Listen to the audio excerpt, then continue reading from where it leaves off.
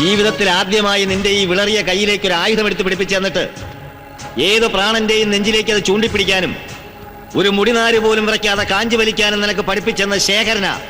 അത് മറക്കണ്ട. വേണമെങ്കിൽ ശേഖരനെ നിന്നെ കൊല്ലാം, ഇവിടെ വെച്ച് അവസാനിപ്പിക്കാം.